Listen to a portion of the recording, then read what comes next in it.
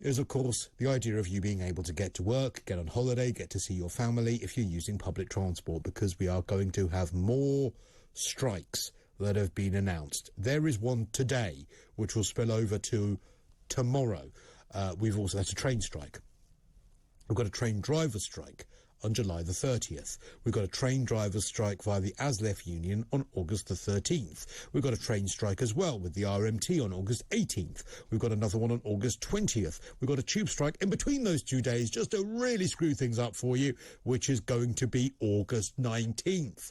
Yes, the planet is burning, ladies and gentlemen, but if you want to use public transport, they'll all be on strike. Is it time to ban these strikes? Is Grant Shapps right when he says that we perhaps should be thinking about legislation to get rid of the ability of these unions to be able to call on these strikes? I believe that transport is an essential service, and I believe that these strikes should not be allowed. But a TalkTV poll that we ran, as well as many other polls, have given a lot of public support to these strikes.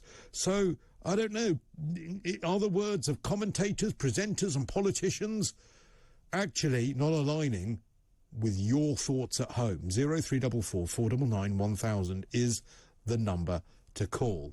Well, to discuss the views on this is the political commentator Portia Berry-Kilby, who joins me now. Evening to you, Portia. Evening, Cristo. So should these strikes be banned? Well, I think there should definitely be some reforms to the amount of power the unions have, especially when they're not always even listening to their own members. And there wouldn't be any harm in the members of the unions having more say than the big bosses at the top. But a lot of people would say, well, first of all, what kind of reforms would you say to that? I mean, what reforms would you bring in then? If it isn't a ban on those strikes themselves, what kind of limits would you put on them?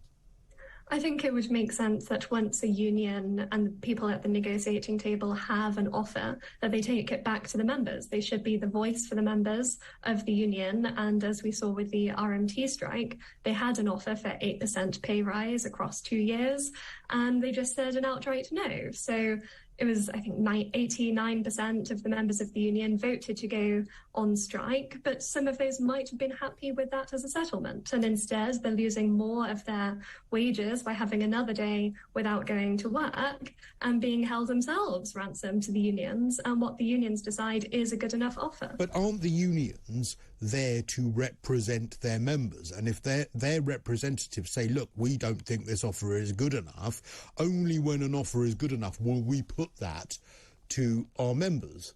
And so what would be the point of them representing the members if they're going to have to keep going back to the members every 5 minutes?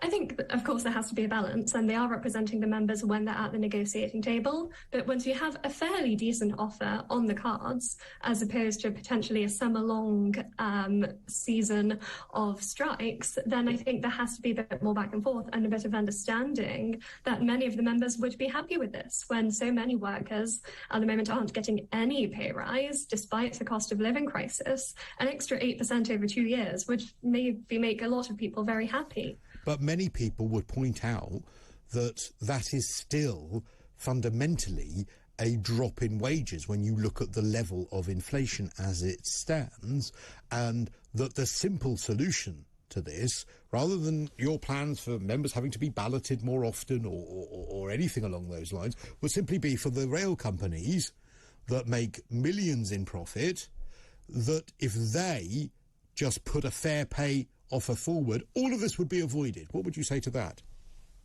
I think that sounds wonderfully idealistic, and if only that were possible. But we've seen since COVID, the numbers of people using the rail networks hasn't gone back to pre-COVID levels. The fares are rising considerably for people who have to use the trains to get to work. And at the end of the day, it's always the taxpayer who bears the brunt of all of these proposals, be that through higher fares, be that through taxes. So it might be all well and good to have 11% pay rise for the members of the union, but it costs someone, somewhere, something. And it's just a bit too simplistic and idealistic to say, hey, why not just give them more money? That has to come from somewhere. But that is, therefore, a flaw with the system, isn't it? Because if the rail companies will say, right, well, we'll stick it onto fares, well, that means we get a bad deal as a consumer. That means that the system itself is broken. Why should a train driver take a pay cut because the system is privatised and some would say broken?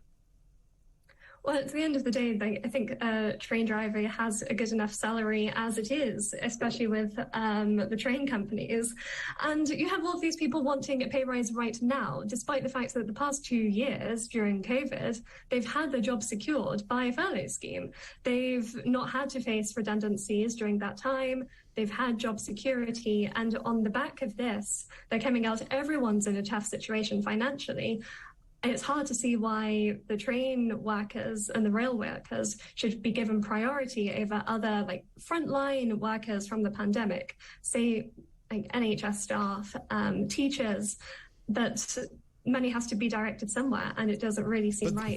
But they would say, Portia, that the reason that they've managed to get all of those things, the reason that they've managed to stay employed during COVID and had that security, the reason that some of the drivers earn a decent salary, the reason that they've got a lot of perks within their job is precisely because they go on strike when they do, precisely because they've got those strong union leaders that represent them.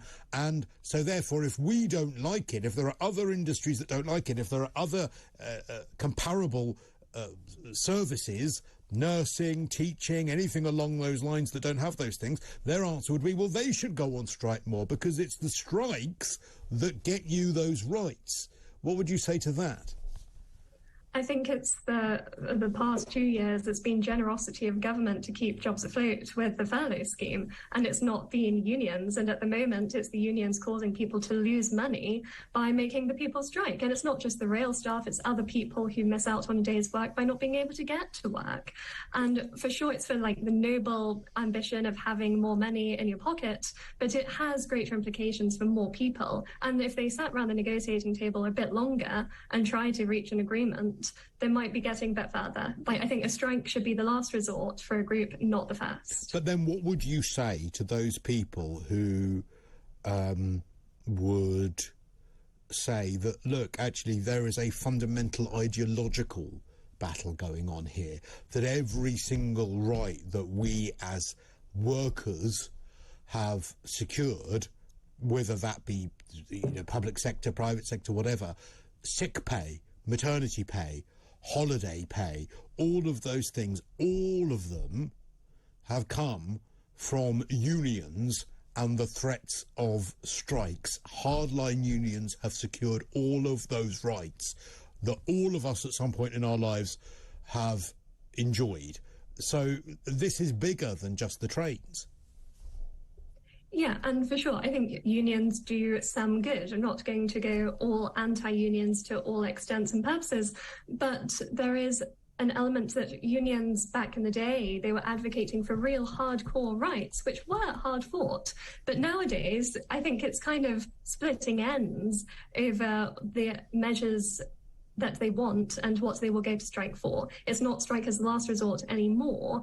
This isn't talking about the ability to keep your job if you have a child. It's about an extra percentage increase when everyone is feeling a pinch. All right, really interesting to talk to you about that. But Portia Berry-Kilby, political commentator on why the strikes need to be curtailed in some way. Do you agree with what you've just heard? Do you agree?